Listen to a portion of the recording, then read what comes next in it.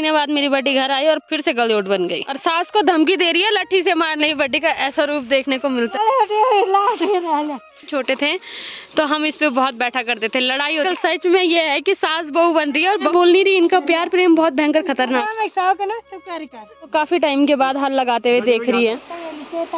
अच्छा, हमारे रिंकू को घास मिल नहीं रही है तो ये मिट्टी ही ने दोनों बारी के पास दे दिया है। अब ये नहीं है किसी चीज का, बस लड़ने जा रही है। गुड मॉर्निंग दोस्तों, welcome back to another vlog. कैसे हो आप सब?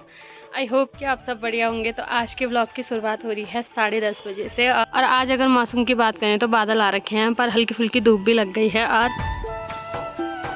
तो आज मेरे व्लॉग की शुरुआत लेट हो रही है क्योंकि कल रात को हमारे यहाँ मेहमान आ रखे थे। मम्मी लोग जा रखे थे नाना का भागवत हमारे यहाँ कल से शुरू हुआ है, तो मेरे मामा लोग हमारे यहाँ आ रखे थे। तो अभी नाश्ता वगैरह करके वो सब जा चुके हैं। घर के भी मेरे लगभग सारे काम निपट गए हैं। तो अब मैं ब्लॉग की शुरुआत कर रही हूँ। तो अभी मैं, मम्मी और बड्डी जा रहे हैं। इनका कुछ कागज बनाने हैं मुझे, जो कि पहले यहाँ से दादा हैं प्रधान, उनके पास से बनाने हैं और उसके बाद मार्केट जाना है। तो पहले यहाँ वाला काम निपटाते हैं आज।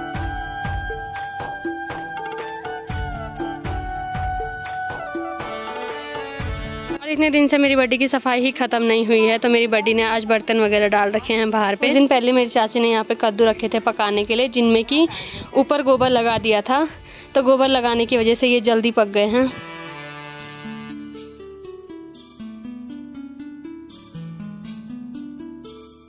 सभी लोगों ने कागज बना दिए हैं, सिर्फ मेरी बड्डी और मेरी मम्मी रह रखी है। तो अभी इनको लेके जा रही हूँ मैं। और यहाँ पे दादा हल लगा रहे हैं। दादी जो मिट्टी के गोले होते हैं बीच खेत में, उसको हमारी गढ़वाली भाषा में ढिक्के बोलते हैं, उसको फोड़ रही है। हल दादा ने लगा दिया है, अब दादा जोल लगा रहे हैं। हाँ, और इन्होंने इतनी भयंकर सुविधा कर रखी है बैलों के लिए कि पाइप भी और बाल्टी भी सब खेत में पहुंचा रखे हैं। और जब हम छोटे थे तो हम इस पे बहुत बैठा करते थे, लड़ाई होती थी इसके ऊपर बैठने के लिए। और अब बड़े हो गए हैं तो अब मेरे को तो खैर बैल खींच भी नहीं पाएंगे, मैं इसलिए नहीं बैठ रही हूँ, पर दादा भी चल रहे हैं।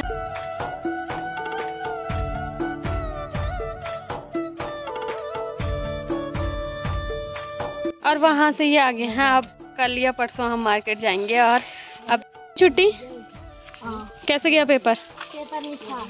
अच्छा, तो अभी हमारा दिन का खाना भी बन गया है। और आज दिन के खाने में कई प्रकार का खाना इन्होंने मेरे पे सौंपा है। और ये खाना सौंपने वाले मेरी चाची और मेरी बड्डी।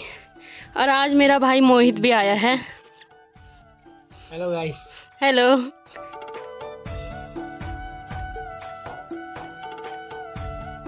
अभी इनकी तैयारी भी हो गई है घूमने जाने की। और आज शौर्य का दोस्त मोहित आ रखा है। शाम हो गई है और मैं और मेरी माँ और बड्डी जा रहे हैं बड्डी के नींबू तोड़ने के लिए, क्योंकि मैंने पिछली बार भी बोला था कि मेरी बड्डी ने जब वीडियो देखा होगा उसके बाद मेरी बड्डी का सीधे मेरे को कॉल आया कि नींबू बचा के रखना, उसका अचार बनाएंगे। तो अभी हम वही लेने जा रहे हैं नींबू तोड़ने के लिए। अभी मेरी बड्डी लट्ठी ला रही है। जिनके पास हमारे ये वाले खेत हैं उन्होंने ये वाले खेत भी बो दिए हैं। सुबह तक दादा ऊपर वाले खेत में हल लगा रहे थे और अभी इस वाले खेत में।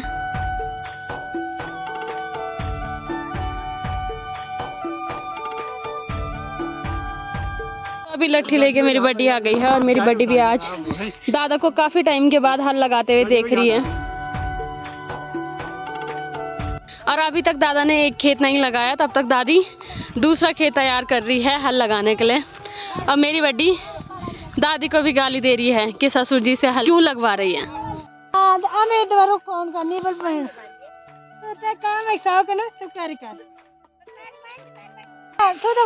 और 6 महीने बाद मेरी बड्डी घर आई और फिर से गलयोट बन गई। और सास को धमकी दे रही है लट्ठी से मारने की। दादी क्या फायदा सास होके। हाँ सीधे लट्ठी बता रही है।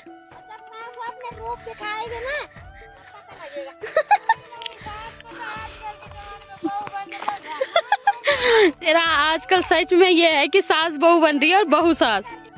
दादी बोल रही है मैं भी कम नहीं हूँ, ज्यादा बनेगी तो अपने बेटे से बोल दूंगी। कभी मेरी बड्डी का ऐसा रूप देखने को मिलता है और ऐसा रूप देखने में मुझे बहुत मजा आता है।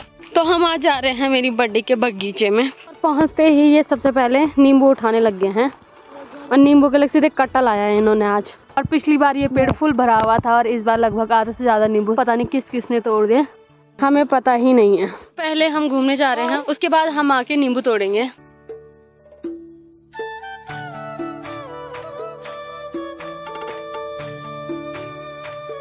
तो जब से बड्डी आई है तब से हमारे घूमने की साथी बड्डी बन रखी है।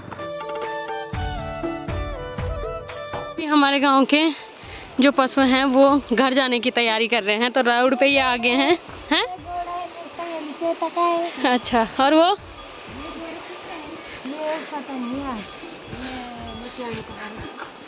तो इनकी तैयारी सड़क पे आने की हो गई है। अब ये खाते खाते जाएंगे घर तक। अच्छा, सासू का भी नाम निकाल रहे हैं। और ये हमारा रिंकू, इसको तो सभी जानते हैं।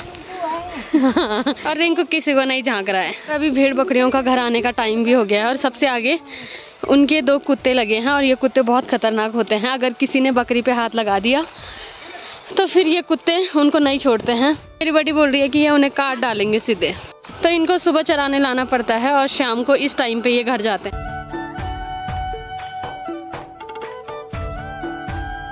और यहाँ से हमारे यहाँ ले जाया जाता है, जो चूल्हे लुकने की मिट्टी होती है वो इस तरीके से होती है। तो इसे यहीं से लेके जाते हैं। और ये पूरी धार जो है ये हमारे चूल्हे माटे की धार के नाम से ही जानी जाती है। और यहाँ तक पहले में लकड़ी, घास, पीटा सब चीज़ के लिए आती थी। और आज ये भी घूमने आ रहे हैं और मैं भी घूमने आ रही हूँ। और ये मुल्तानी मिट्टी से भी बहुत मस्त होती है।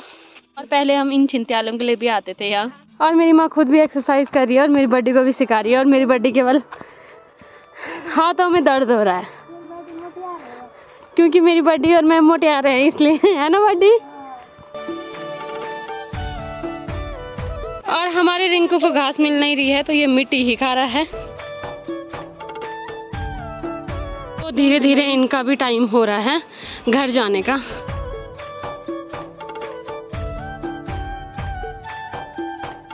और मेरी बड्डी इस वाले पेड़ से इस बार नींबू तोड़ेगी। मेरी बड्डी मेरी मम्मी को अपने सारे पेड़ दिखा रही है। पहले मेरी बड्डी ने सोचा था कि अचार के लिए नींबू लेके जाएगी, पर अब मेरी बड्डी बोल रही है कि 1-2 दिन में आएंगे, उसके बाद हम अचार बनाएंगे जब ये सारे नींबू पक जाएंगे। तोड़ दिया जी एक कट्टा। मरोड़ तो इनकी सीधे कट्टे की लग रही थी, पर नींबू इस पे 4-5 ही लेके आए हैं क्योंकि कुछ दिन बाद तोड़ेगी मेरी बड्डी। अभी बिना नींबू तोड़े अब हम जा रहे हैं घर। इतने में हम घूम के आए, उतने इस खेत में हल भी लगा दिया है और दादी घास काट के भी आ गई है। और ये घास लाई है दादी उन बैलों के लिए जिन्होंने अभी तक हल लगाया है। तो सासू ने अभी घास अपनी दोनों बुआरी के पास दे दिया है। अब ये ले जाएंगे इस घास को घर। हाँ, मरोड़ ज्यादा दिखा रही थी आगे समय। हाँ, तो जब बहू सास को ज्यादा मरोड़ दिखाती है तब सास ऐसा काम करवा देती है। हाँ।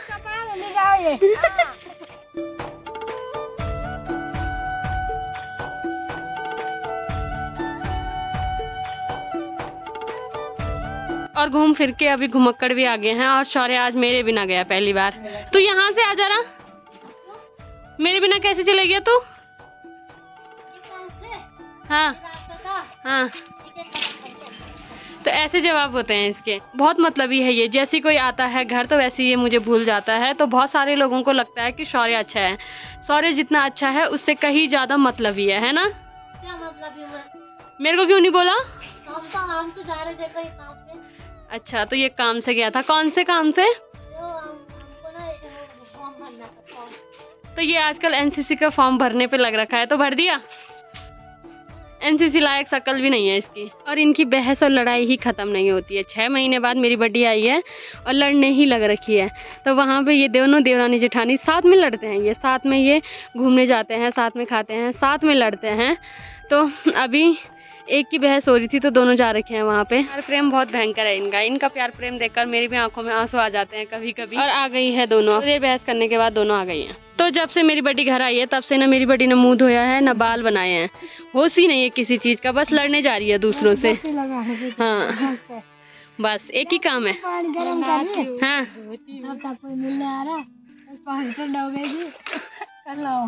हो गया। तो पानी गरम करो, में कोई और आ गया तो बस मैंने तक नहाने के दिन ऐसे जाऊंगा। ये जिस दिन आप नीचे जाऊंगी उस दिन आएगा दिन अब। अरे कि ये पहन रखा कुर्ता, इतने सारे कपड़े हैं मेरे बर्थडे पे कि क्या बोले हम अपने बर्थडे को। हाँ जो इतनी दिखावा नहीं करते हम। हाँ तो अभी कल जो मेरी बड्डी ने धान कुटाने के लिए दिया था वो आ गया है। इतनी कमाई मेरी बड्डी की पिछले साल की है। हमने लाल चावल ही कुटा के दिए थे। जैसे इसको ओखली में कूटते हैं तो ये लाल होते हैं, पर चक्की में कूटने के बाद ये पूरे सफेद होते हैं। और मेरी बड्डी मेरी मम्मी को भी दे रही है। मैं बोल नहीं रही, इनका प्यार प्रेम बहुत भयंकर खतरनाक है भाई। और थोड़ी देर अब ये गप्पे मारेंगे। गप्पे क्या, ये आज 3-4 दिन से मेरी ही चुगली हो रही है जहाँ भी हो रही है, तो आप थोड़ी देर मेरे को सुनाएंगे। उसके बाद मम्मी घर जाएगी। और आजकल कुछ टाइम से मुझे ग्रहों की शांति करनी पड़ेगी, क्योंकि सभी लोग मेरे पे ही चिल्ला रहे हैं, सब लोग मेरे को ही सुना रहे हैं। तो थोड़ी देर मैं भी सुन लेती हूँ। और आज के ब्लॉग को रखते हैं इतना ही। अगर आपको वीडियो पसंद आई है तो वीडियो को लाइक करें, कमेंट करें और चैनल को सब्सक्राइब करें।